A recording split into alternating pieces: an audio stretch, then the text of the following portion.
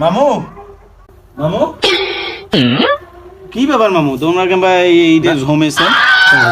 তুই কেন এঠে তুই এটে এই সময় ঠিকানে তুই তোমরা সেই দিনে বিয়ে করলেন 5 দিনও হইল না নয়া মামি থুইয়া তোমরা এই গাছের তলত হেলানি দিয়া বসিয়াছেন মনের দুঃখে কি ব্যাপার?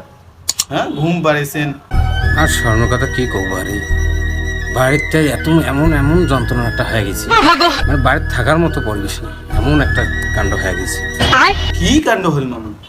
বিয়ে করে ফের মামি টামি পালে গেল নাকি?